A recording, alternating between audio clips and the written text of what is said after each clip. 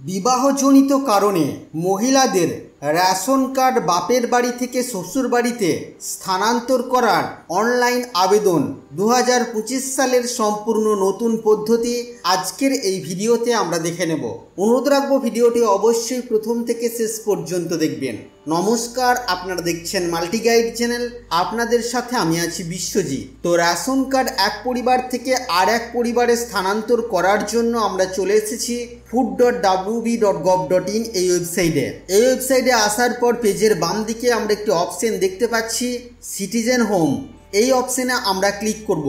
Click করার পর আমাদের কাছে এই ধরনের পেজ ওপেন হবে। এই পেজে আমরা রেশন কার্ড রিলেটেড কর্নার এই অপশনের উপরে ক্লিক করব। এবার আমাদের কাছে এই ধরনের পেজ আসবে।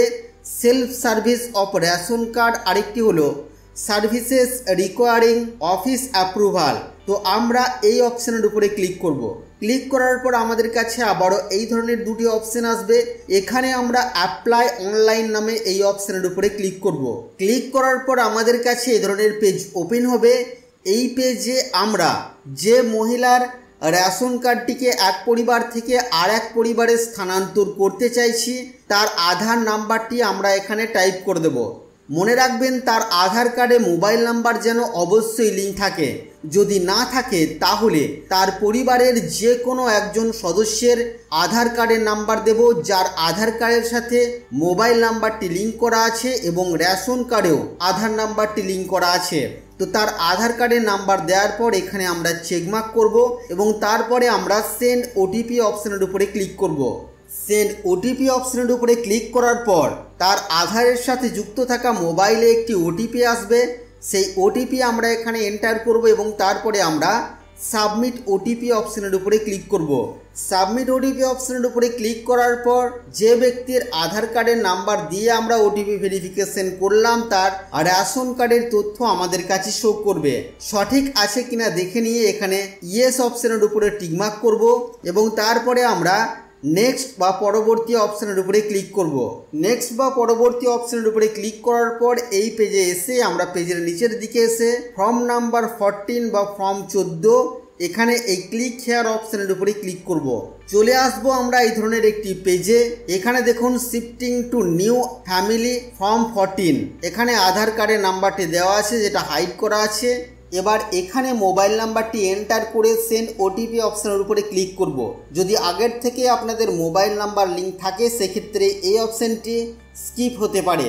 সেন্ড ওটিপি অপশনের উপরে ক্লিক করার পর মোবাইলে এবার 4 অঙ্কের ওটিপি আসবে। সেই ওটিপি আমরা এখানে এন্টার করব এবং তারপরে আমরা সাবমিট ওটিপি অপশনের উপরে ক্লিক করব। সাবমিট ওটিপি অপশনের উপরে ক্লিক করার পর দেখুন ওটিপি ভেরিফাই হয়ে গেছে। এবার আমরা নেক্সট বা পরবর্তী অপশনের উপরে ক্লিক করব।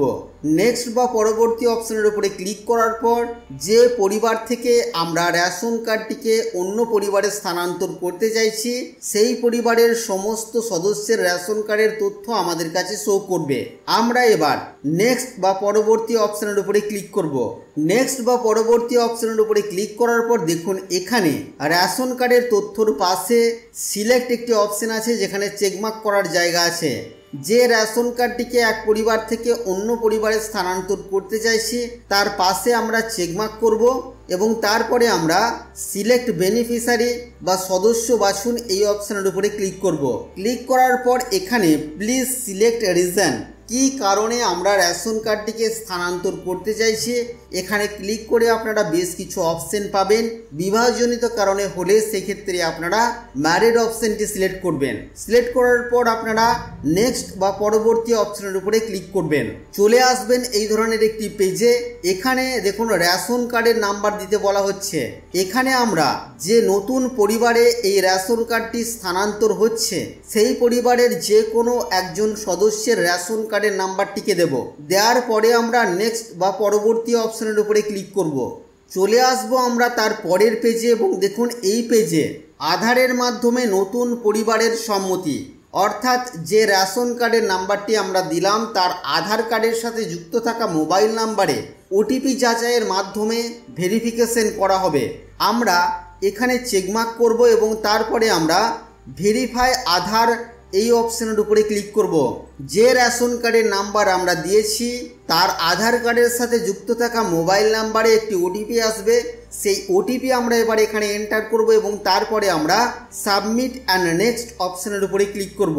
ক্লিক করার পর যে পেজ আমাদের কাছে আসবে সেই পেজে যে পরিবারে আমি রেশন কার্ডটিকে স্থানান্তর করতে চাইছি সেই পরিবারের সদস্যদের তথ্য এখানে শো করবে এবং নিচে এখানে দেখুন যে রেশন কার্ডটিকে আমি এই পরিবারে স্থানান্তর করতে চাইছি সেই রেশন কার্ডের তথ্য শো করবে। সঠিক আছে কিনা দেখে নিয়ে আমরা ফাইনাল সাবমিট অপশনের উপরে ক্লিক করব। ক্লিক করার পর আমাদের কাছে save successfully you can check status using Aadhaar number এই ধরনের মেসেজ আমাদের কাছে শো করবে।